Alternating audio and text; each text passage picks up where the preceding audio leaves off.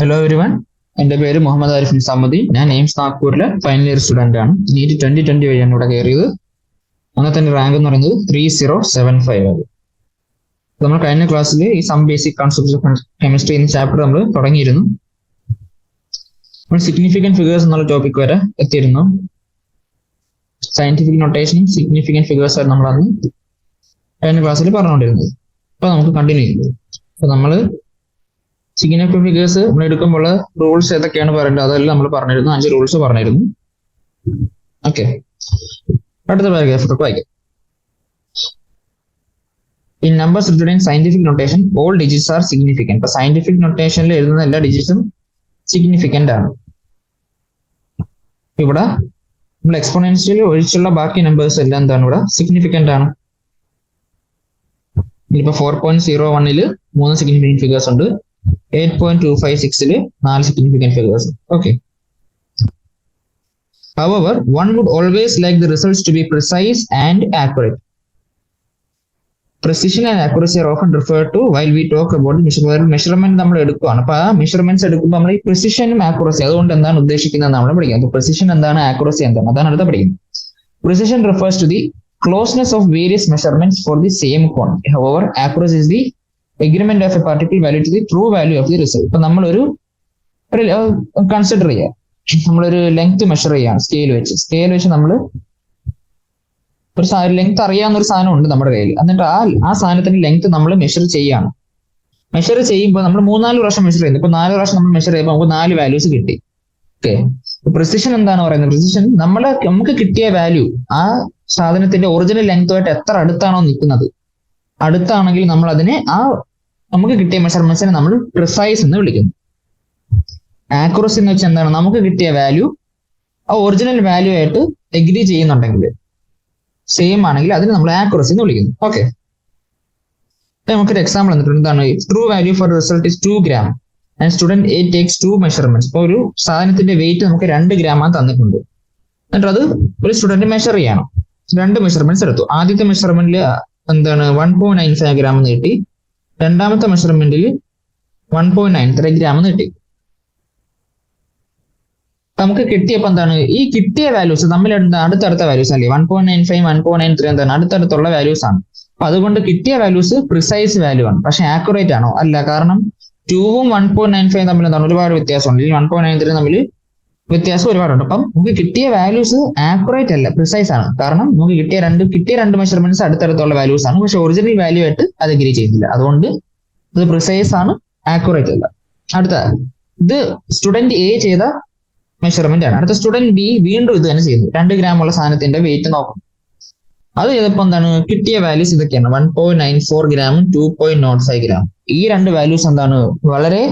വളരെ വ്യത്യാസമുള്ള വാല്യൂസ് ഉള്ളതാണ്. ഇല്ലേ? 1.94 2.05 രണ്ട് നമ്മൾക്ക് ഒറിജിനൽ വാല്യൂ 2 സൈഡ് കിടക്കുന്നതാണ്. മാത്രമല്ല അവർ തമ്മിൽ ഒരുപാട് വ്യത്യാസം, ഡിഫറൻസ് ഉണ്ട്.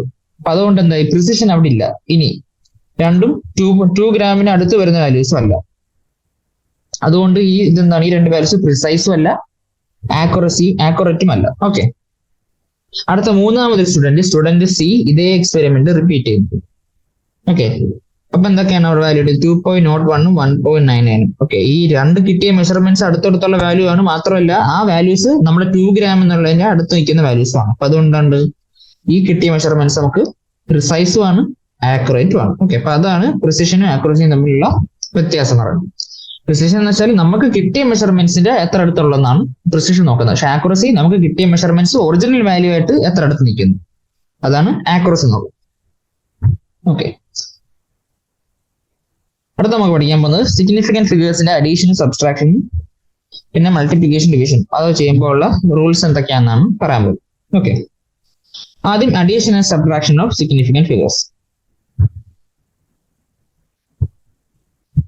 The result cannot have more digits to the right of the decimal point than either of the original numbers. ഇപ്പൊ നമുക്ക് അഡീഷൻ സബ്ട്രാക്ഷൻ എന്താണ് നമ്മൾ നോക്കുന്നത്? ഡെസിമൽ പോയിന്റ് കഴിഞ്ഞിട്ട് എത്ര ഡിജിറ്റ്സ് വരുന്നതാണ് നമ്മൾ നോക്കുന്നത്. ഓക്കെ, അപ്പൊ എന്താണ് ഡെസിമൽ പോയിന്റ് കഴിഞ്ഞിട്ട് നമുക്ക് ഏറ്റവും കുറവ് ഡിജിറ്റ്സ് എത്രയാണുള്ളത് അതായിരിക്കും നമ്മൾ ആഡ് ചെയ്യുമ്പോൾ എടുക്കുന്നത്. ഫോർ എക്സാമ്പിൾ നമുക്ക് 3 വാല്യൂസ് വന്നിട്ടുണ്ട്. 12.11 18.0 1.012. ഇപ്പൊ നമ്മൾ നോക്കുകയാണെങ്കിൽ 12.11 ഡെസിമൽ പോയിന്റ് കഴിഞ്ഞ് 2 പ്ലേസസ് ഉണ്ട്. 18.0 ഒരു പ്ലേസ്, 1.012 3 പ്ലേസ് ഉണ്ട്. അപ്പോൾ ആഡ് ചെയ്യുമ്പോൾ നമുക്ക് എന്താ എടുക്കേണ്ടത്? ഡെസിമൽ പോയിന്റ് കഴിഞ്ഞ് ഏറ്റവും കുറവ് നമ്പേഴ്സ് വരുന്നത് എന്താണോ അതായിരിക്കും നമ്മൾ ആൻസറിലും എടുക്കേണ്ടത്. ഇപ്പൊ നമ്മളിവിടെ നോക്കുകയാണെങ്കിൽ ഈ മൂന്നെണ്ണത്തിൽ 1 ആണ് ഏറ്റവും ചെറിയ വാല്യൂ. അപ്പൊ നമുക്ക് ആൻസർ നമ്മൾ എല്ലാം കൂടെ ആഡ് ചെയ്തിട്ട് കിട്ടുന്ന ആൻസറിന്റെ ഒരു ഡെസിമൽ പോയിന്റ് കഴിഞ്ഞ് ഒരു പ്ലേസേ നമ്മൾ എടുക്കാവുള്ളൂ. അപ്പൊ ഈ 2 നമ്മൾ എഴുതത്തില്ല. 31.1 അതായിരിക്കും നമ്മുടെ ഫൈനൽ ആൻസർ എന്ന് പറയുന്നത്. കണ്ടോ, അതാണ് ഇവിടെ പറയുന്നത്. Here 18.0 has only 1 digit after the decimal point and the result should be reported only up to 1 digit after the decimal point. അപ്പൊ ഏറ്റവും കുറച്ച് ഡെസിമൽ പോയിന്റ് ശേഷം ഏറ്റവും കുറച്ച് നമ്പേഴ്സ് ഉള്ള ഏതാണോ അതിന്റെ അത്രയും ഡെസിമൽ പോയിന്റ്സ് നമുക്ക് ഡെസിമൽ പോയിന്റ് ഉള്ള നമ്പേഴ്സ് നമുക്ക് ആൻസറിലും കാണാവുള്ളൂ. ഓക്കെ, അതാണ് ഇവിടുത്തെ അഡീഷണൽ സബ്ട്രാക്ഷനിലും ഉള്ള ഐഡിയ എന്ന് പറയുന്നത്. നമുക്ക് വേറെ എക്സാമ്പിൾ നോക്കാം. നമുക്ക് 3.56, 18.5, 32.00 ഈ 3 നമ്പേഴ്സ് ഉണ്ട്. നമ്മൾ നോക്കുകയാണെങ്കിൽ ഇതിലാദ്യം രണ്ട് ഡെസിമൽ പ്ലേസസ് ആണ് പോയിന്റ് കഴിഞ്ഞിട്ടുള്ളത്. ഇവിടെ 2, ഇവിടെ 1, ഇവിടെ 2. ഏറ്റവും കുറവുള്ളത് 1 ആണ്. ഇതിൽ നമ്മൾ ആഡ് ചെയ്യാണ് 3.56, 18.5, 32.00 54.06 എന്ന് കിട്ടി. അപ്പൊ നമ്മൾ എന്താണ് ഡെസിമലിന് ശേഷം ഒരു പോയിന്റ് നമ്മൾ എടുക്കാവുള്ളൂ. ഇവിടെ നമ്മൾ 6 നമ്മളിത് റൗണ്ട് ചെയ്ത് എന്താ 54.1 ആക്കി എഴുതും. അതായിരിക്കും നമ്മുടെ ഫൈനൽ ആൻസർ. അടുത്ത മൾട്ടിപ്ലിക്കേഷൻ ഡിവിഷൻ ഉള്ള സമയത്ത് എന്താണ് നമ്മൾ പാലിക്കേണ്ട റൂൾ? സിഗ്നിഫിക്കന്റ് ഫിഗേഴ്സ് എത്ര എടുക്കണം എന്നുള്ളതാണ് അടുത്ത റൂൾ. എന്താന്ന് നോക്കാം. ഇൻ ദീസ് ഓപ്പറേഷൻസ്, അതായത് മൾട്ടിപ്ലിക്കേഷൻ ഡിവിഷനിലും the result must be reported with no more significant figures as the measurement with the few significance. അപ്പൊ നമ്മൾ മൾട്ടിപ്ലിക്കേഷൻ ഡിവിഷൻ ചെയ്യുമ്പോൾ ഏറ്റവും കുറച്ച് സിഗ്നിഫിക്കന്റ് ഫിഗേഴ്സ് ഏതിനാണോ ഉള്ളത് അത്രയും നമ്പർ ഓഫ് സിഗ്നിഫിക്കന്റ് ഫിഗേഴ്സ് നമ്മുടെ ആൻസറിലും കാണാവൂ. ഓക്കെ, അപ്പൊ നമ്മളിവിടെ നോക്കാം 2.5ഉം 1.25. ഓക്കെ, 2.5 നമുക്ക് 2 സിഗ്നിഫിക്കന്റ് ഫിഗേഴ്സ് ഉണ്ട്. 1.25 3 സിഗ്നിഫിക്കന്റ് ഫിഗേഴ്സ്. അത് രണ്ടും കൂടെ നമ്മൾ മൾട്ടിപ്ലൈ ചെയ്യുന്നു. മൾട്ടിപ്ലൈ ചെയ്ത് കിട്ടിയ ആൻസറിൽ 4 സിഗ്നിഫിക്കന്റ് ഫിഗർ ഉണ്ട്. പക്ഷെ നമ്മൾ എത്ര എടുക്കാൻ പാടുള്ളൂ? ഏറ്റവും കുറവ് സിഗ്നിഫിക്കന്റ് ഫിഗേഴ്സ് ഇവിടെ ഏതാ ഉള്ളത്? 2.5 1.25. 2.5 2 സിഗ്നിഫിക്കന്റ് ഫിഗേഴ്സേ ഉള്ളൂ. അപ്പൊ നമ്മുടെ ആൻസറിൽ നമ്മൾ 2 സിഗ്നിഫിക്കന്റ് ഫിഗേഴ്സേ എടുക്കാവുള്ളൂ. അപ്പൊ അങ്ങനെ നോക്കുകയാണെങ്കിൽ നമ്മുടെ ആൻസർ എന്താ വരണം? 3.125 4 സിഗ്നിഫിക്കന്റ് ഫിഗേഴ്സ്, അതിൽ നിന്ന് 2 എണ്ണം കുറച്ച് 3.1 അതായിരിക്കും നമ്മുടെ final answer. Okay, while limiting the result to the required number of significant figures as done in the above mathematical operation, one has to keep in mind the following points for rounding effect. പിന്നെ round of ചെയ്യാനുള്ള എന്താണെന്ന് നോക്കാം. പാലിക്കേണ്ട നിയമങ്ങൾ എന്തൊക്കെയാന്ന് നോക്കാം. If the rightmost digit is to be removed is more than 5, the preceding number is increased by 1. നമ്മൾ remove ചെയ്യേണ്ട ഏറ്റവും റൈറ്റ് ഉള്ള നമ്പർ 5 മേലെയാണെങ്കിൽ പ്രിസീഡിംഗ് നമ്പർ നമ്മൾ 1 വെച്ച് കൂട്ടും. ഫോർ എക്സാമ്പിൾ നമുക്ക് ഇവിടെ 3.125 എന്ന് കിട്ടി. അത് നമുക്ക് 2 സിഗ്നിഫിക്കന്റ് ഫിഗേഴ്സേ പാടുള്ളൂ. അപ്പൊ ഇവിടുത്തെ ഏറ്റവും റൈറ്റ് മോസ്റ്റ് നമ്പർ നമ്മൾ ഏതാണ് എടുക്കേണ്ടത്? 2 ആണ് എടുക്കേണ്ടത്. ഓക്കെ, ആ 2 എന്ന് പറയുന്ന നമ്പറിൽ 5 മേലെ ആയിരുന്നെങ്കിൽ നമുക്ക് 3.125 പകരം 3.165 ആയിരുന്നെങ്കിൽ എന്താണ് ഇത്? ഈ 6 എന്ന് പറയുന്നത് 5 മേലെയുള്ള നമ്പറാണ്. അപ്പൊ ഇത് 3.2 ആയേനെ. ഓക്കെ, പക്ഷെ ഇവിടെ 3.125 2 എന്ന് പറയുന്നത് 5നേക്കാളും എന്താണ് ചെറിയ നമ്പറാണ്. അതുകൊണ്ട് നമ്മൾ 3.1 എടുക്കുന്നത്. ഓക്കെ,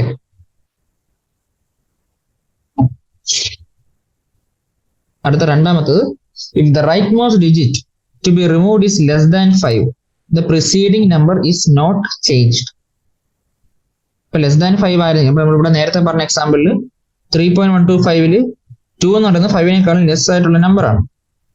അതുകൊണ്ട് നമ്മൾ മറ്റേ നമ്പറിന് മാറ്റമൊന്നും വരുത്തത്തില്ല. അതാണ് ഇവിടെ പറയുന്നത്. ഫോർ എക്സാമ്പിൾ ഇവിടെ 4.334 എന്ന നമ്പർ വന്നിട്ടുണ്ട്. നമുക്ക് ഇവിടെ 4 എന്ന നമ്പർ റിമൂവ് ചെയ്യണം. എന്ന് വെച്ചാൽ ആൻസറിൽ 3 significant ഫിഗേഴ്സേ കാണാവൂ.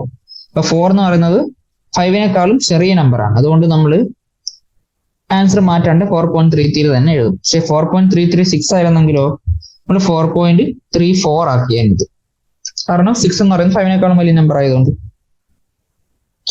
If the rightmost digit to be removed is 5, then the preceding number is not changed if it is an even number, but it is increased by 1 if it is an odd number. Okay, അപ്പൊ നമുക്ക് അവസാനം remove ചെയ്യേണ്ട number 5 ആയിരുന്നു. 5 ആണെങ്കിൽ നമുക്ക് അതിന് മുമ്പുള്ള number ഏതാണോ അതനുസരിച്ചായിരിക്കും നമ്മൾ ചെയ്യുക. ഫോർ എക്സാമ്പിൾ ഇവിടെ തന്നേക്കുന്നത് 6.35 തന്നിട്ടുണ്ട്, 6.25 തന്നിട്ടുണ്ട്. ഓക്കെ, നമുക്ക് ഈ 5 ഇവിടുന്ന് റിമൂവ് ചെയ്യണം. ഇപ്പൊ നമുക്ക് മുമ്പ് തന്നേക്കുന്ന 5ന് മുമ്പ് വരുന്ന നമ്പർ ഓഡ് നമ്പർ ആണെങ്കിൽ നമ്മൾ അതിന് ഈവൺ ആക്കും, 6.4 ആക്കും. പക്ഷെ 5ന് മുമ്പ് വരുന്ന നമ്പർ ഈവൻ നമ്പർ ആണെങ്കിൽ നമ്മൾ അത് അതേപോലെ തന്നെ 6.2 ആക്കും. നമ്മൾ 5 ആണ് വരുന്നതെങ്കിൽ ആലോചിക്കുക, നമുക്ക് എപ്പോഴും ഈവൻ നമ്പർ കിട്ടണം എന്നാക്കും. ഓക്കെ, അത്രയേ ഉള്ളൂ. ഇതൊക്കെയാണ് നമ്മൾ മൾട്ടിപ്ലിക്കേഷൻ ഡിവിഷനിലും പാലിച്ചിരിക്കേണ്ട നിയമങ്ങൾ. ഇത് നമുക്ക് പഠിക്കാനുള്ളത് dimension analysis. Often while calculating, there is a need to convert units from one system to the other. The method used to accomplish this is called factor level method or unit factor method or dimension analysis. ഒരു system of യൂണിറ്റ്സിനെ നമുക്ക് വേറെ system of units ആക്കി മാറ്റേണ്ട ആവശ്യമായിട്ടുണ്ട്. അത് ചെയ്യാൻ വേണ്ടി നമ്മൾ ഉപയോഗിക്കുന്ന സാധനത്തിനെയാണ് നമ്മൾ ഡൈമെൻഷൻ അനാലിസിസ് എന്ന് വിളിക്കുന്നത്. ഓക്കെ, അപ്പൊ അതിനൊരു എക്സാമ്പിൾ താഴെ തന്നിട്ടുണ്ട്. എന്താണ്? A piece of metal is 3 inch. What is length in centimetre? നമുക്ക് 3 എന്താണ്? ഒരു മെറ്റൽ പീസിന്റെ ലെങ്ത് നമുക്ക് തന്നിട്ടുണ്ട് 3 inch ആണ്. അതിന് നമ്മൾ സെന്റിമീറ്ററിലാക്കണം. 3 inchനെ നമ്മൾ സെന്റിമീറ്റർ ആക്കണം. ഓക്കെ, എന്താണ് 1 inch എത്ര സെന്റിമീറ്റർ ആണ്? 1 inch എന്ന് പറഞ്ഞാൽ 2.54 സെന്റിമീറ്റർ ആണ്. അത് നമുക്കറിയാം. അപ്പൊ നമുക്ക് തന്നേക്കുന്ന എത്ര ഇഞ്ചാണ്? 3 inch. അപ്പൊ നമുക്ക് 1 inch 2.45 സെന്റിമീറ്റർ തന്നിട്ടുണ്ട്. അപ്പൊ നമ്മള് 1 inch is equal to 2.54 centimetre നമുക്ക് എഴുതാം. ഇപ്പൊ നമ്മള് ഈ 2.45നെ താഴെ ഡിനോമിനേറ്ററിൽ കൊണ്ടുവരുന്നു. ഇപ്പൊ 1 inch by 2.54 സെന്റിമീറ്റർ എന്ന് പറയുന്നത് എന്താണ്? 1 ആയിരിക്കും. തിരിച്ചെഴുതാം, റെസിപ്രോക്കൽ എടുത്താലും 2.54 സെന്റിമീറ്റർ ബൈ 1 inch എന്ന് പറയുന്നത് 1 ആണ്. അപ്പൊ ഇങ്ങനെ നമുക്ക് എഴുതുന്നതിനെയാണ് നമ്മൾ യൂണിറ്റ് ഫാക്ടർ എന്ന് വിളിക്കുന്നത്. Okay, if some number is multiplied by these unit factors, it will not be affected otherwise. അപ്പൊ നമ്മൾ ഈ ഏതൊരു ക്വാണ്ടിറ്റിയാണ് നമ്മൾ ചേഞ്ച് ചെയ്യേണ്ടത്, ആ ക്വാണ്ടിറ്റിനെ നമ്മൾ യൂണിറ്റ് ഫാക്ടർ വെച്ച് ഇൻറ്റു ചെയ്യുമ്പോൾ മൾട്ടിപ്ലൈ ചെയ്താൽ നമുക്ക് ക്വസ്റ്റ്യനിൽ 3 inch സെന്റിമീറ്റർ ആക്കാനാണ് പറഞ്ഞേക്കുന്നത്, അല്ലേ? 3 inch നമുക്ക് കൊണ്ടുവിടാം. അപ്പൊ നമ്മൾ പിന്നെ ഡൗട്ട് വരുന്നത് 2.45 സെന്റിമീറ്റർ 54 സെന്റിമീറ്റർ ബൈ 1 inch എടുക്കണോ അതോ 1 inch ബൈ 2.54 സെന്റിമീറ്റർ എടുക്കണോ എന്നുള്ളത്. ഓക്കെ, അപ്പൊ നമുക്ക് വേണ്ട ക്വാണ്ടിറ്റി ഏതാണോ അത് മേളിൽ വരുന്ന രീതിയിലാണ് നമ്മൾ എഴുതുന്നത്. അപ്പൊ നമുക്ക് വേണ്ടത് സെന്റിമീറ്ററിലാണ്. 2.54 ബൈ സെന്റിമീറ്റർ ബൈ 1 inch താഴെ എടുക്കാം. ഓക്കെ, അപ്പൊ ഈ ഇഞ്ചും പോയി. അപ്പൊ നമുക്ക് വേണ്ടത് 3 into 2.54 ആണ്. അതായിരിക്കും നമ്മുടെ ആൻസർ. വെച്ചാല് 7.62 ഇവിടെ ചെയ്തിട്ടുണ്ട്. നമുക്ക് ഏത് ക്വാണ്ടിറ്റിയിലാണ് ആക്കേണ്ടത് ആ ക്വാണ്ടിറ്റി മേലെ വരുന്ന രീതിയിൽ നമ്മൾ യൂണിറ്റ് ഫാക്ടർ എടുക്കുക, അല്ലെ? നമുക്ക് സെന്റിമീറ്ററിലായതുകൊണ്ട് 2.54 സെന്റിമീറ്റർ മേലെ വരുന്ന രീതിയിലുള്ള നമ്മൾ എടുത്തു. എന്നിട്ട് നമ്മൾ ഇഞ്ചും കൂടെ കട്ട് ചെയ്ത് 3 into 2.54 ചെയ്തപ്പോൾ നമുക്ക് ആൻസർ കിട്ടി. ഓക്കെ, പിന്നെ ഇപ്പൊ നമ്മൾ പറഞ്ഞതൊക്കെ വീണ്ടും പറയുന്നേ ഉള്ളൂ, കാരണം നമ്മൾ ഏത് യൂണിറ്റ് ആണ് കട്ട് ചെയ്ത് കളയേണ്ടത് അത് താഴെ വരും. അപ്പം ഇവിടെ നമുക്ക് ഇഞ്ചാണ് കട്ട് ചെയ്ത് കളയേണ്ടത്. അപ്പൊ 1 inch എന്നുള്ളത് താഴെ വരുന്ന രീതിയിൽ എഴുതുക. 1 inch കൂടെ കട്ടാവും. ഓക്കെ, യൂണിറ്റ്സും അതേപോലെ കട്ട് ചെയ്യാൻ പറ്റുമെന്നാണ് ഈ പാരഗ്രാഫിൽ പറയുന്നത്. പിന്നെ വേറൊരു എക്സാമ്പിൾ നോക്കാം. A jug contains 2 liter of milk. Calculate the volume of milk in metre cube. ഇപ്പോൾ ഒരു ജഗ്ഗിൽ 2 liter മിൽക്ക് ഉണ്ട്, അതിന് നമ്മൾ മീറ്റർ ക്യൂബിലാക്കണം. ഓക്കെ, നമുക്കറിയുന്ന എന്താ? 1 മീറ്റർ ക്യൂബ് എന്ന് വെച്ചാൽ 1000 ലിറ്റർ നമുക്കറിയാം, അല്ലേ? അല്ലെങ്കിൽ നമുക്ക് 1 ലിറ്റർ എന്താക്കി എഴുതാം? 10⁻³ മീറ്റർ ക്യൂബ് എന്ന് എഴുതാം. അപ്പൊ 1 ലിറ്റർ ബൈ 10⁻³ മീറ്റർ ക്യൂബ് ആണ് നമുക്ക് 1. അല്ലെങ്കിൽ 10⁻³ മീറ്റർ ക്യൂബ് ബൈ 1 ലിറ്റർ എന്ന് പറയുന്നത് 1 ആണ്. നമുക്ക് സൈഡിലോട്ട് എഴുതി കാണിക്കാം. നമുക്ക് 2 ലിറ്റർ ആണ് ചേഞ്ച് ചെയ്യാൻ തന്നേക്കുന്നത്. ഓക്കെ, അപ്പൊ നമുക്ക് 1 ലിറ്റർ എത്ര മീറ്റർ ക്യൂബ് എന്നാണ്, ഒരു 2 ലിറ്ററിന് എത്ര മീറ്റർ ക്യൂബ് എന്നാണ് ചോദിച്ചേക്കുന്നത്. അപ്പൊ നമുക്ക് വേണ്ട ലിറ്ററിന് നമുക്ക് എന്താണ് ഒരു ലിറ്ററിന് എത്ര വേണമെന്ന് നമ്മൾ കണ്ടുപിടിക്കുക. വേണ്ട ക്വാണ്ടിറ്റിയുടെ യൂണിറ്റ് എത്ര വേണം നമുക്ക് നോക്കാം. ഓക്കെ, നമുക്കറിയാം 1 മീറ്റർ ക്യൂബ് 1000 ലിറ്റർ ആണ് നമുക്കറിയാം, അല്ലേ? അപ്പം 1 ലിറ്റർ എന്ന് പറഞ്ഞപ്പോൾ എത്ര ആയിരിക്കും? 1/1000 മീറ്റർ ക്യൂബ് അല്ലേ? എന്ന് വെച്ചാൽ 1 ലിറ്റർ എന്ന് പറഞ്ഞാൽ 10⁻³ മീറ്റർ ക്യൂബാണ്. അപ്പൊ നമുക്ക് ഇവിടെ 2 യൂണിറ്റ് ഫാക്ടേഴ്സ് കിട്ടും. എന്ത് 1 ലിറ്റർ ബൈ 10⁻³ മീറ്റർ ക്യൂബ് എന്ന് വെച്ചാൽ 1 ആണ്, അല്ലെങ്കിൽ 10⁻³ മീറ്റർ ക്യൂബ് ബൈ 1 ലിറ്റർ എന്ന് പറഞ്ഞാൽ 1 ആണ്. ഇതാണ് ഇവിടുത്തെ യൂണിറ്റ് ഫാക്ടേഴ്സ്. പിന്നെ നമുക്ക് ചേഞ്ച് ചെയ്യേണ്ടത് എന്താണ്? 2 ലിറ്റർ ആണ് ചേഞ്ച് ചെയ്യേണ്ടത്. 2 ലിറ്റർ ഇൻറ്റു നമുക്ക് വേണ്ടത് മീറ്റർ ക്യൂബിലാണ് ആക്കേണ്ടത്. അപ്പൊ മീറ്റർ ക്യൂബിൽ മേലെ വരുന്ന യൂണിറ്റ് ഫാക്ടർ എന്ന് പറയുന്നത് ഇതാണ്. അതിന് നമ്മൾ 10⁻³ by 1 metre cube by 1 litre വെച്ച് ഇൻറ്റു ചെയ്യുന്നു. ലിറ്ററും കട്ടായി പോയി. അപ്പൊ നമുക്ക് കിട്ടിയ എന്ത് 2 ഇൻറ്റു 10⁻³ മീറ്റർ ക്യൂബ് എന്ന് കിട്ടി. അതാണ് ഇവിടെ ചെയ്തേക്കുന്നത്. ഓക്കെ, യൂണിറ്റ് ഫാക്ടർ കണ്ടുപിടിക്കുന്ന ഇവിടെ സെന്റിമീറ്റർ ക്യൂബ് എടുത്ത ശേഷം നമുക്ക് ഇതാണ് എളുപ്പം. 1 മീറ്റർ ക്യൂബ് 1 ലിറ്റർ, നമുക്ക് 1 ലിറ്റർ എത്ര മീറ്റർ ക്യൂബ് ആണ് അതും മനസ്സിലാക്കണം. 1 ലിറ്റർ എത്ര മീറ്റർ ക്യൂബ് ആണ്? 1 ലിറ്റർ 10⁻³ മീറ്റർ ക്യൂബ് ആണ്. അത് വെച്ച് നമ്മൾ യൂണിറ്റ് ഫാക്ടർ എഴുതുക. യൂണിറ്റ് ഫാക്ടറിനെ നമുക്ക് വേണ്ട ക്വാണ്ടിറ്റി ആയിട്ട് ഇൻറ്റു ചെയ്യുക. അപ്പൊ നമുക്ക് ആൻസർ കിട്ടി. ഇത്രയേ ഉള്ളൂ. Okay,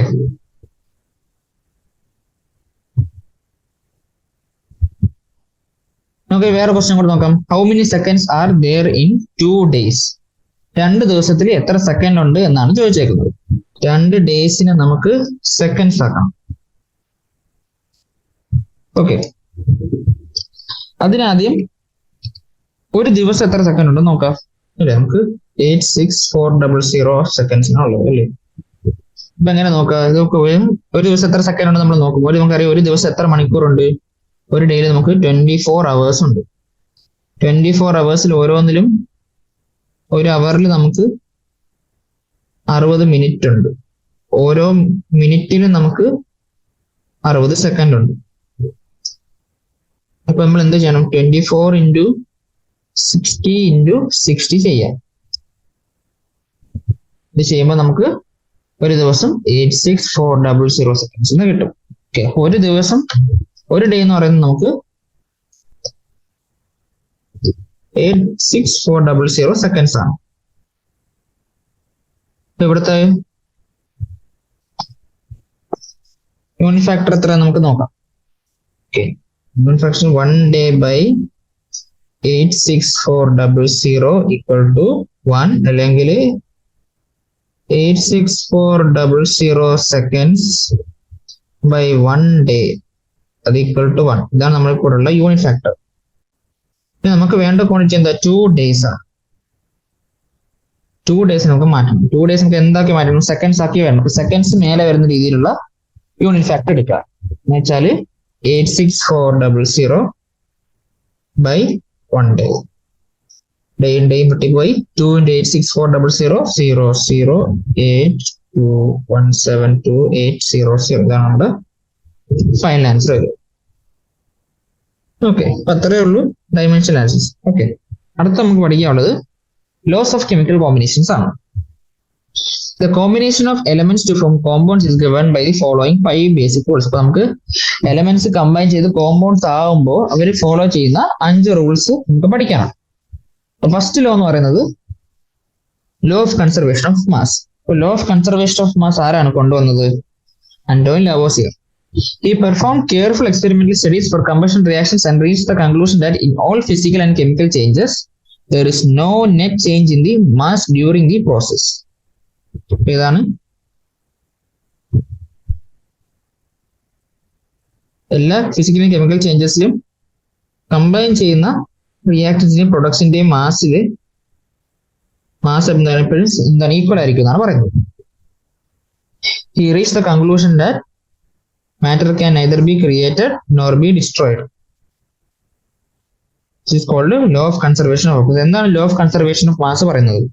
Matter can neither be created nor destroyed. അപ്പൊ ആലോചിക്കാം, നമുക്കൊരു റിയാക്ഷൻ ഉണ്ട്. A plus B gives C plus B. ഇങ്ങനെ റിയാക്ഷൻ ഉണ്ടായെന്ന് വിചാരിക്കാം. ഓക്കെ, നമുക്ക് A എടുത്തത് X gram of substance ആയിരുന്നു, B എടുത്തത് Y gram of substance ആയിരുന്നു. ഓക്കെ, സി നമുക്ക് ഉണ്ടായത്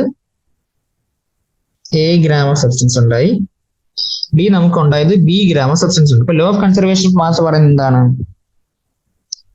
എല്ലാ എന്താണ് റിയാക്ഷനിലും മാസ് കൺസേർവ്ഡ് ആണെന്നാണ് പറയുന്നത്. എന്ന് വെച്ചാല് എ പ്ലസ് ബിയുടെ മാസ് എന്താ എക്സ് പ്ലസ് വൈ അല്ലേ? ഇവിടുത്തെ റിയാക്ടൻസ് ഒരിടത്ത് റിയാക്ടൻസ് പറയുന്നത് എയും ബിയും അല്ലേ? എയും ബി ആണ് ഇവിടുത്തെ റിയാക്ടൻസ്. റിയാക്ടൻസ് എത്ര കമ്പൈൻ റിയാക്ഷനിൽ പങ്കെടുത്തോ എക്സ് പ്ലസ് വൈ ഗ്രാം ആണ് ഇവിടെ മൊത്തത്തിൽ റിയാക്ട് ചെയ്തത്. അതിൽ നിന്നുണ്ടായ പ്രൊഡക്ട്സിന്റെ ടോട്ടൽ മാസ് എത്രയാ? എ പ്ലസ് ബി ഗ്രാം അല്ലേ? സിയും ഡിയും ആണ് നമ്മുടെ പ്രൊഡക്ട്സ്. അവരുടെ ടോട്ടൽ മാസ് എന്ന് പറയുന്നത് എ പ്ലസ് ബി ഗ്രാം ആണ്. Law of conservation of mass പറയുന്നത് X plus Y equal to A plus B ആയിരിക്കും എപ്പോഴും. എത്ര എമൗണ്ട് ഓഫ് റിയാക്ടന്റ് റിയാക്ട് ചെയ്യുന്നുണ്ടോ അത്രയും എമൗണ്ട് ഓഫ് പ്രൊഡക്ട്സ് അവിടെ ഫോം ചെയ്തിരിക്കും. അതാണ് law of conservation of mass പറയുന്നത്. ഓക്കെ,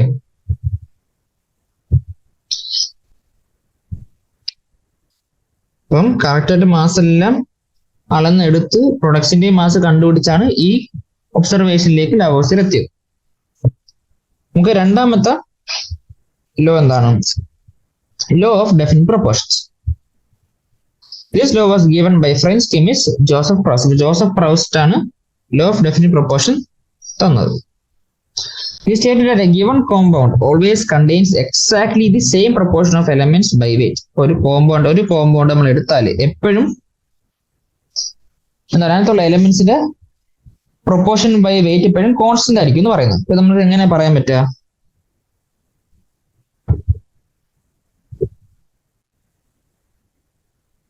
അപ്പം പ്രോസ്റ്റ് ഇതിലേക്ക് എങ്ങനെ എത്തി നോക്കാം. Proust work with 2 samples of cupric carbonate.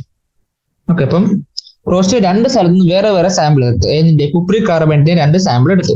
Okay, ഒന്ന് നാച്ചുറലും ഒന്ന് സിന്തറ്റിക് ആയിട്ട് ഉണ്ടാക്കിയത്. അപ്പോൾ ഒന്ന് നാച്ചുറലും സിന്തറ്റിക് ആയിട്ട് ഉണ്ടാക്കിയ 2 കുപ്രിക് കാർബണേറ്റ് സാമ്പിൾ എടുത്തു.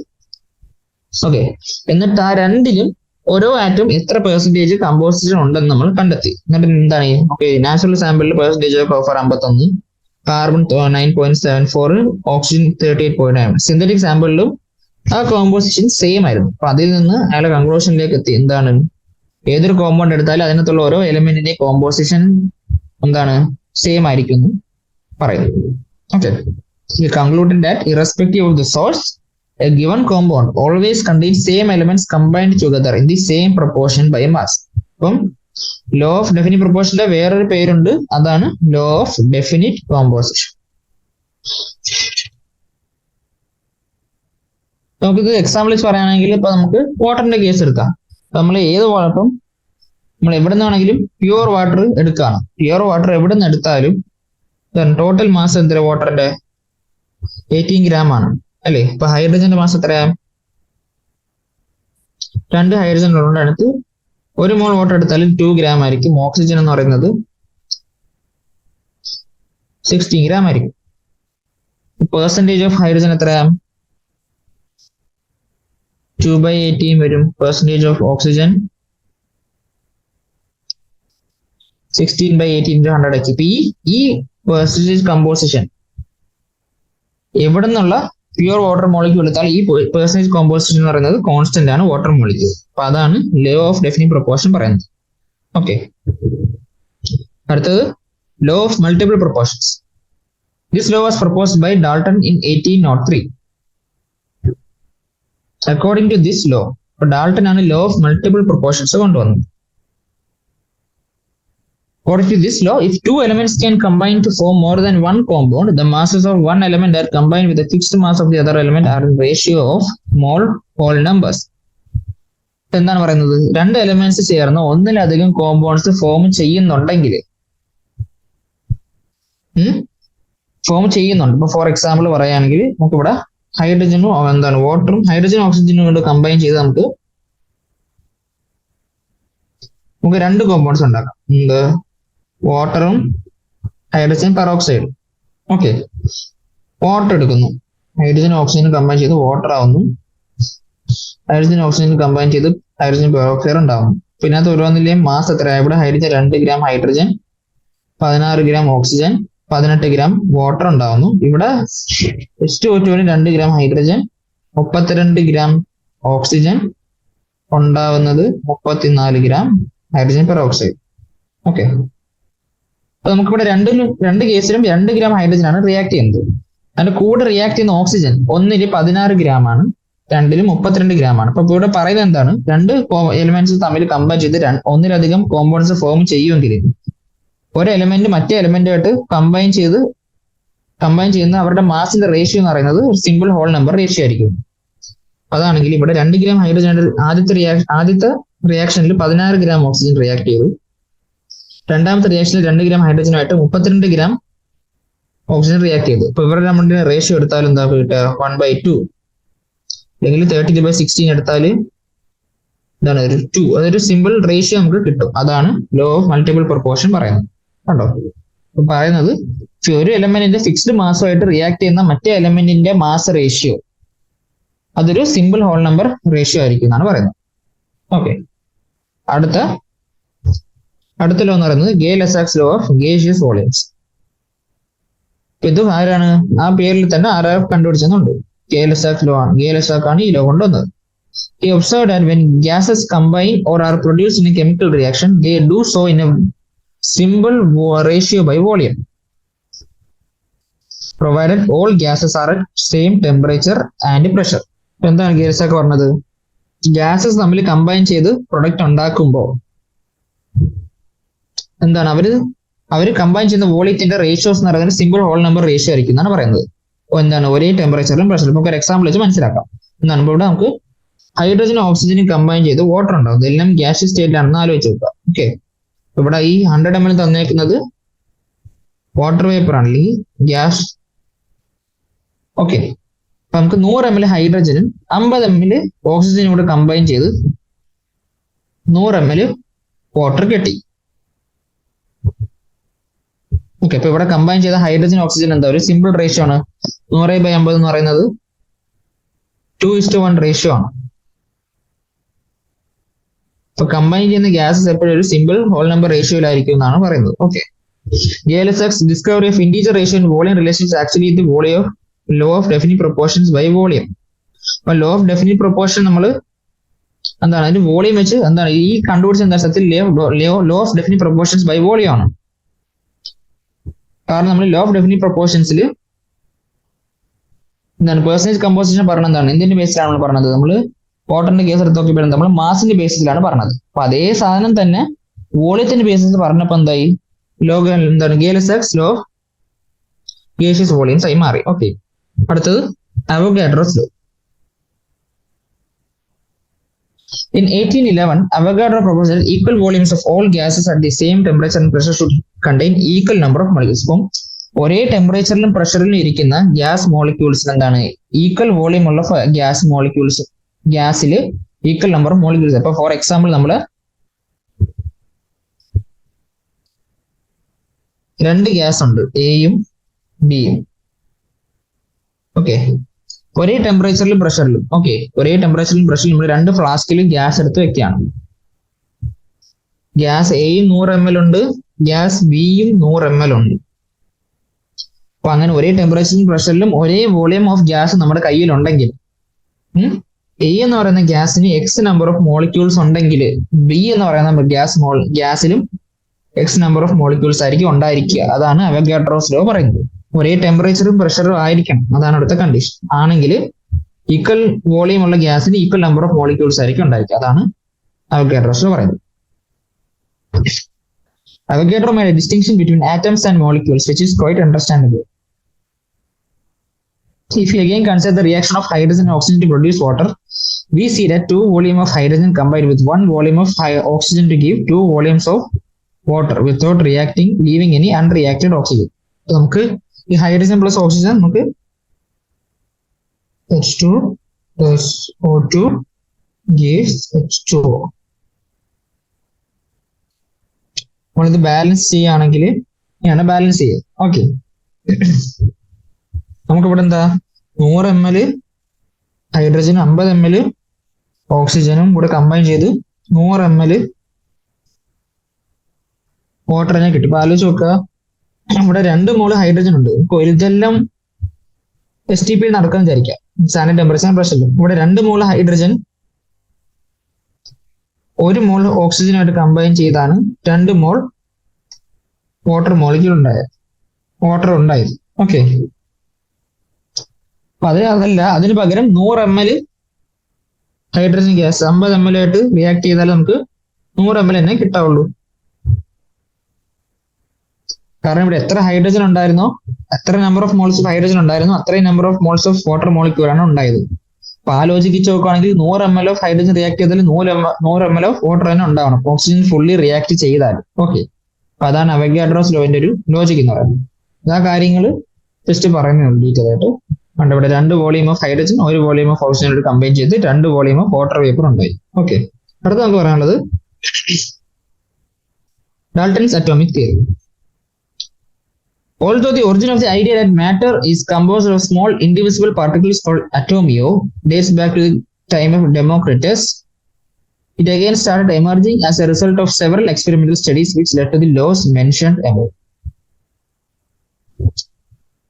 ഇപ്പൊ എന്താണ് പറയുന്നത്, മാറ്ററിൽ എന്താണ് മാറ്റർ എന്ന് പറയുന്നത് ഏറ്റവും സ്മോൾ ആയിട്ടുള്ള ഇൻഡിവിജ്വൽ പാർട്ടിക്കിൾസിലെ ആറ്റംസ് വെച്ചാണ് ഉണ്ടാക്കിയിരിക്കുന്നത്. പണ്ട് തൊട്ടേ അറിയായിരുന്നു. പക്ഷെ ഈ ലോസിലേക്കൊക്കെ എത്തിയത് പിന്നീട് നടന്ന എക്സ്പെരിമെന്റൽ സ്റ്റഡീസ് ആയിരുന്നു. In 1808 Dalton publish A new system of chemical philosophy. അപ്പൊ ഡാൾട്ടൺ ഒരു ബുക്ക് പബ്ലിഷ് ചെയ്ത് new system of chemical philosophy. അപ്പൊ അതിനകത്ത് പറയുന്ന കാര്യങ്ങളാണ് ഒന്ന് ഇപ്പം ഡാൾട്ടൺ അറ്റോമിക് തിയറിയുടെ പോസിറ്റീവ്സ് ഇതൊക്കെയാണ്. ഒന്ന്, matter consist of indivisible atoms. ഇപ്പൊ മാറ്ററിൽ ഇൻഡിവിസിബിൾ ആയിട്ടുള്ള ആറ്റംസ് വെച്ചാണ് ഉണ്ടാക്കിയിരിക്കുന്നത് പറയുന്നത്.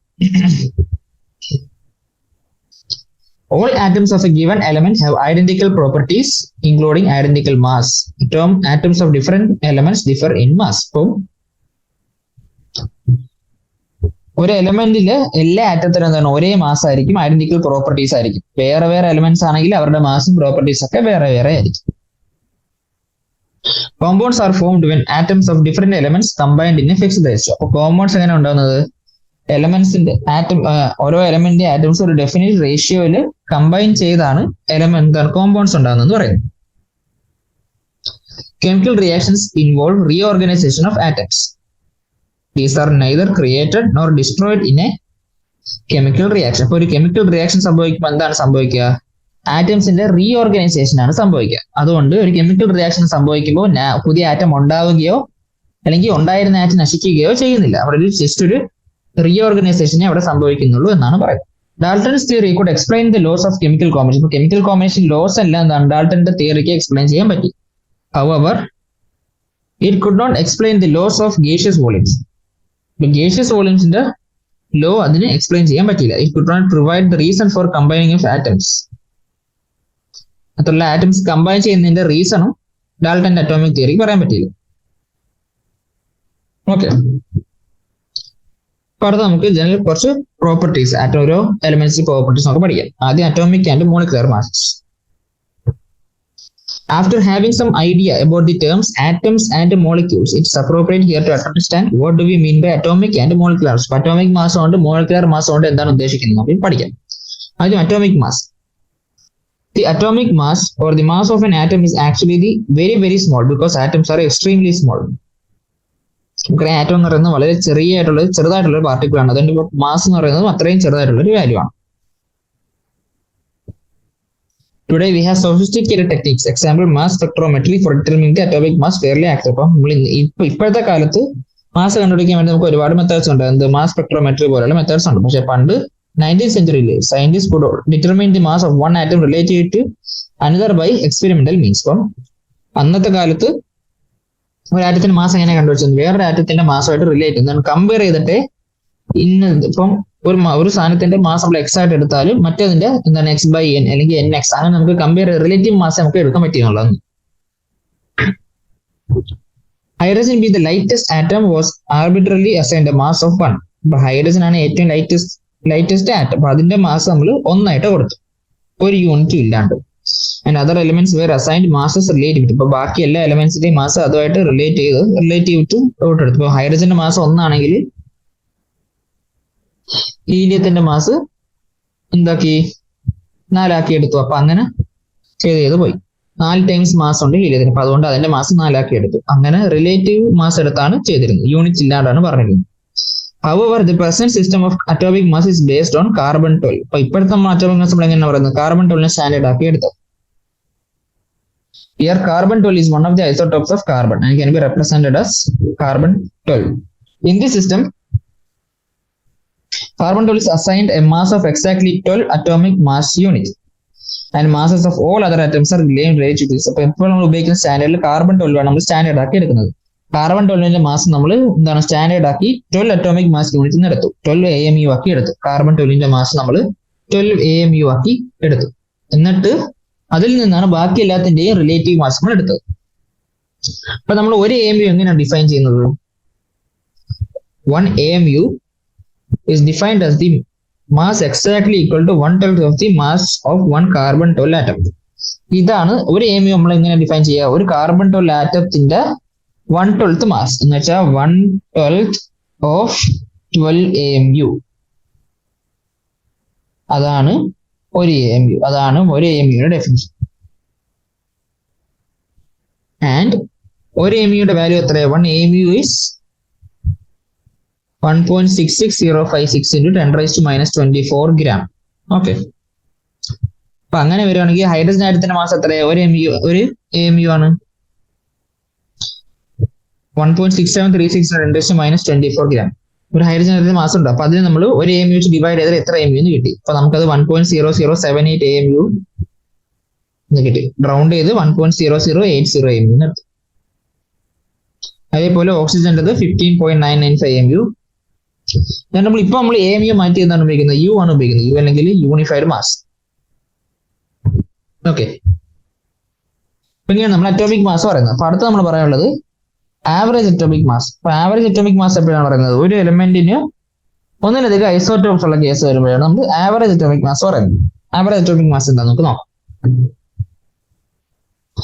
Many naturally occurring elements exist as more than one isotope. When we take into account the existence of these isotopes and the relative abundance, the average atomic mass of that element can be computed. അപ്പൊ നമുക്ക് ഒരു എലിമെന്റിന് ഒന്നിലധികം isotopes ഉണ്ടെങ്കിൽ അതിന്റെ mass നമ്മൾ എങ്ങനെയാണ് പറയുക? അതിന്റെ മാസ് എന്താണോ അതിന്റെ അബണ്ടൻസിനെയും ഡിപ്പെൻഡ് ചെയ്താണ് നമ്മൾ അതിന്റെ മാസ് പറയുന്നത്. അപ്പൊ എങ്ങനെയാണ് നമുക്ക് നോക്കാം. ഫോർ എക്സാമ്പിൾ, കാർബൺ നമുക്ക് 3 ഐസോടോപ്സ് ഉണ്ട്, കാർബൺ 12, 13, 14. അവരുടെ റിലേറ്റീവ് അബണ്ടൻസ് നമുക്ക് തന്നിട്ടുണ്ട്. അപ്പൊ ഏറ്റവും കൂടുതലുള്ളത് കാർബൺ 12 ആണ്, 98.892% കാർബൺ 12 ആണ്. കാർബൺ 13 1.108% ഉള്ളൂ.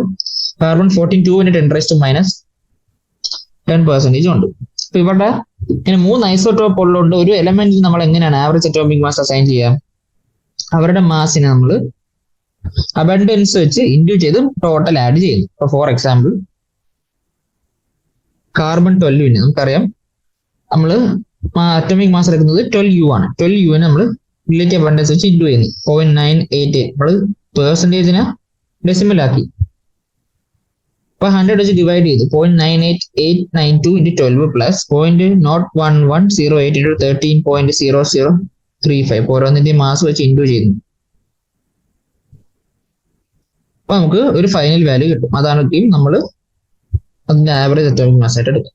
ഓക്കെ, അപ്പൊ അറ്റോമിക് മാസ് ഇപ്പൊ അത്രയാണ് പറയാനുള്ളത്. നമുക്ക് പറയാനുള്ളത് മോളിക്കുലർ മാസ്. ഇപ്പൊ എന്താണ് molecular mass? Molecular mass is the sum of atomic mass of the elements present in a molecule. ഇപ്പം ഒരു മോളിക്യൂളിലെ എല്ലാ ആറ്റത്തിന്റെയും അറ്റോമിക് മാസിന്റെ സം, അതാണ് മോളിക്കുലർ മാസ് എന്ന് പറയുന്നത്. It is obtained by multiplying the atomic mass of each element by the number of its atoms and adding them together. ഇപ്പോൾ നമുക്ക് മീഥേന്റെ എക്സാമ്പിൾ ആണ് തന്നിരിക്കുന്നത്. ഇപ്പൊ മീഥേന്റെ എക്സാമ്പിൾ നമ്മൾ മീഥേന്റെ ഫോർമുല എന്താണ്? CH4 ആണ് അല്ലേ? എന്ന് വെച്ചാൽ ഇവിടെ ഒരു കാർബണും ഉണ്ട്, 4 ഹൈഡ്രജനും ഉണ്ട്. ഒരു കാർബണിന്റെ മാസ് എത്രയാ? 12U ആണെന്ന് നമുക്കറിയാം. ഒരു ഹൈഡ്രജന്റെ മാസ് എത്രയാ? 1U ആണെന്നറിയാം. ഇവിടെ എത്ര കാർബൺ ഉണ്ട്? ഒരു കാർബണേ ഉള്ളൂ. ഇപ്പൊ 1 into 12 എത്ര? 12U തന്നെ വരും. നമുക്ക് 4 ഹൈഡ്രജൻ ഉണ്ട്, ഒരു ഹൈഡ്രജന്റെ മാസ് 1U ആണ്. അപ്പൊ 4 ഹൈഡ്രജൻ ഉള്ളതുകൊണ്ട് ഹൈഡ്രജന്റെ ടോട്ടൽ മാസ് 4U വരും. അപ്പൊ CH4ന്റെ ടോട്ടൽ മാസ് എന്തായിരിക്കും? 12U plus 4U ആയിരിക്കും. അതെന്താണ്? 16U. അതാണ് ഒരു CH4 മോളിക്യൂളിന്റെ മോളിക്കുലർ മാസ് എന്ന് പറയുന്നത്. ഇവിടെ കറക്റ്റ് U വാല്യൂ എടുത്താണ് ചെയ്തേക്കുന്നത്. നമുക്ക് പ്രോബ്ലം ചെയ്യുമ്പോൾ നമ്മൾ ഇങ്ങനെ എടുത്ത് ചെയ്താൽ മതി. പിന്നെ അതേപോലെ വാട്ടർ മോളിക്യൂളിന്റെയും മോളിക്കുലർ മാസ് ഇവിടെ തന്നിട്ടുണ്ട്. ഓക്കെ, അടുത്ത നമുക്ക് പഠിക്കാനുള്ളത് ഫോർമുല മാസ്. ഇപ്പൊ എന്താണ് formula mass? Some substances such as sodium chloride do not contain discrete molecules as their constituent units.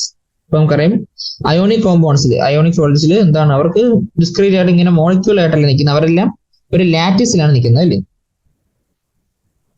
In such compounds, positive and negative entities are arranged in a 3-dimensional structure. അപ്പം ഇതാണ് NaCl-ന്റെ structure എന്ന് പറയുന്നത്.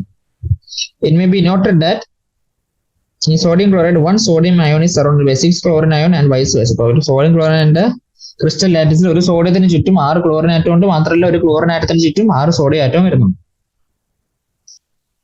The formula such as NaCl is used to calculate the formula mass instead of molecular mass. ഇപ്പൊ ഇങ്ങനെയുള്ള സോളിഡ്സിൽ നമ്മൾ molecular മാസിന് പകരം ഉപയോഗിക്കുന്ന term ആണ് ഫോർമുല മാസ് എന്നുള്ളത്. കാരണം NaCl എന്ന് പറയുന്നത് സിംഗിൾ എൻറ്റിറ്റി ആയിട്ടല്ല, ഒരു സോഡിയത്തിന് ചുറ്റും 6 ക്ലോറിൻ ഉണ്ട്, ഒരു ക്ലോറിന് ചുറ്റും 6 NaCl ഉണ്ട്. ഫോർമുല മാസ് ഓഫ് NaCl നമ്മൾ എങ്ങനെ എടുക്കുന്നത്, സോഡിയത്തിന്റെ അറ്റോമിക് മാസ് പ്ലസ് ക്ലോറിന്റെ അറ്റോമിക് മാസ്, അതാണ് ഇവിടെ ചെയ്തത്. ഓക്കെ, നമുക്ക് പഠിക്കാനുള്ളത് മോൾ കോൺസെപ്റ്റും molar masses. Atoms and molecules are extremely small in size and their numbers in even a small amount of any substance is really charged. അപ്പം large, അപ്പൊ എന്താണ് ആറ്റംസും മോളിക്യൂൾസും അതായത് വളരെ ചെറിയ സൈസ് ഉള്ള സാധനമാണ്. അപ്പൊ നമ്മൾ എത്ര ചെറിയ ക്വാണ്ടിറ്റി എടുത്താൽ അതിനകത്ത് നമ്പർ ഓഫ് ആറ്റംസിന്റെ മോളിക്യൂൾസിന്റെ എണ്ണമൊക്കെ ഇത്രയും വലിയ നമ്പേഴ്സ് ആയിരിക്കും നമുക്ക് കിട്ടുക. അപ്പൊ അതുകൊണ്ട് അത്രയും വലിയ നമ്പേഴ്സിനെ ഹാൻഡിൽ ചെയ്യാൻ വേണ്ടി നമുക്ക് ഒരു യൂണിറ്റ് വേണം. ഓക്കെ, അതിനുവേണ്ടി നമ്മൾ എടുത്ത യൂണിറ്റ് ആണ് മോൾ എന്ന് പറയുന്നത്. Okay, just as we denote 1 dozen for 12 items score for, അപ്പം ഒരു ഡസന് നമ്മൾ ഇല്ല 12 സ്ഥാനത്ത് ഒരു ഡസൻ എന്ന് വിളിക്കുന്നു, 20 എണ്ണത്തിനെ സ്കോർ എന്ന് വിളിക്കുന്നു, 144 ഗ്രോസ് എന്ന് വിളിക്കുന്നു. അതേപോലെ നമ്മൾ എടുത്ത ഒരു യൂണിറ്റ് ആണ് മോൾ എന്ന് പറയുന്നത്. അപ്പൊ എന്താണ് mole? The mole simple mole is the SI unit of amount of substance അല്ലേ. അപ്പം എമൗണ്ട് ഓഫ് സബ്സ്റ്റൻസിന്റെ SI യൂണിറ്റ് ആണ്. 1 mole contains exactly 6.0221407 × 10⁻23 elementary units. ഇപ്പോൾ ഒരു മോളിൽ നമുക്ക് ഇത്രയും എൻറ്റിറ്റീസ് ഉണ്ട്. മോൾ ആറ്റംസിന്റെ ഒരു മോൾ ആറ്റം ആണ് പറയുന്നതെങ്കിൽ അതിനകത്ത് ഇത്രയും ആറ്റംസ് കാണും. ഒരു മോൾ മോളിക്യൂൾ ആണ് പറയുന്നത്, അതിനകത്ത് ഇത്രയും നമ്പർ ഓഫ് മോളിക്യൂൾസ് കാണും. This number is the fixed numerical value of the Avogadro constant. ഈ നമ്പർ എന്ന് പറയുന്നത് അവഗാഡ്രോ കോൺസ്റ്റന്റിന്റെ മാഗ്നിറ്റ്യൂഡ് ആണ്, അല്ലെങ്കിൽ വാല്യൂ ആണ്. The amount of substance Avogadro amount of symbol n of a system is a measure of the number of specified elementary entities. ഇപ്പൊ മോൾ concept ഇത്രേ പറയുന്നുള്ളൂ. ഒരു മോൾ ഓഫ് എന്ത് സബ്സ്റ്റൻസും ആയിക്കോട്ടെ, എന്ത് എൻറ്റിറ്റി ആയിക്കോട്ടെ, എന്ത് ആറ്റം അല്ലെങ്കിൽ മോളിക്യൂൾ, അതിനകത്ത് എന്തായിരിക്കും ഉണ്ടാവുക, അതിനകത്ത് അവഗാഡ്രോ നമ്പർ ഓഫ് ആറ്റംസ് അല്ലെങ്കിൽ മോളിക്യൂൾസ് ആയിരിക്കും, അല്ലെങ്കിൽ 6.022 × 10⁻23 നമ്പർ ഓഫ് എൻറ്റിറ്റീസ് ആറ്റംസ് അല്ലെങ്കിൽ മോളിക്യൂൾസ് ഒരു മോളിൽ ഉണ്ടാവും. ഓക്കെ, മാത്രമല്ല ഒരു മോൾ സബ്സ്റ്റൻസിന്റെ മാസ് എന്തായിരിക്കും? ഇപ്പൊ ആറ്റം ആണെങ്കിൽ ആ ആറ്റത്തിന്റെ അറ്റോമിക് മാസിനെ നമ്മൾ ജസ്റ്റ് ഗ്രാമിൽ എഴുതുക, അതായിരിക്കും ഒരു മോളിലുള്ള സബ്സ്റ്റൻസിന്റെ മാസ്. ഇപ്പൊ ഹൈഡ്രജൻ ആണെങ്കിൽ ഒരു മോൾ ഹൈഡ്രജൻ ആണ് നമ്മൾ പറയുന്നതെങ്കിൽ, ഹൈഡ്രജൻ ആറ്റം ആണ് നമ്മൾ പറയുന്നതെങ്കിൽ 1 gram ആയിരിക്കും. കാർബൺ ആണെങ്കിൽ 12 gram ആയിരിക്കും. ഇനി മോളിക്യൂൾസ് പറയാണ്, CH4 എടുക്കുക. ഒരു CH4 മോളിക്യൂൾ നമുക്ക് 16 U ആണെന്ന് പറഞ്ഞു. ഒരു മോൾ CH4 എടുത്താൽ അതിനകത്ത് 16 gram കാണും. ഓക്കെ, അതാണ് മോൾ കൺസെപ്റ്റിന്റെ ഉദ്ദേശം. Having defined the mole, it is easier to know the mass of 1 mole of a substance or the constituent entities.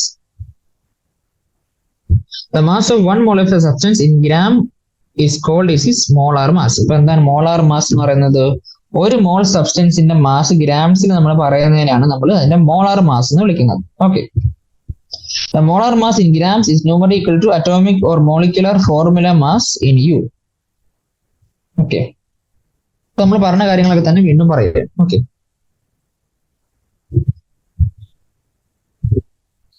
നമ്മൾ തൽക്കാലം ഇവിടെ കൊണ്ട് നിർത്താം, ബാക്കി നമുക്ക് അടുത്ത ക്ലാസ്സിൽ കേൾക്കാം. അപ്പൊ നമ്മളിന്ന് പഠിച്ചെന്തൊക്കെയാണ്?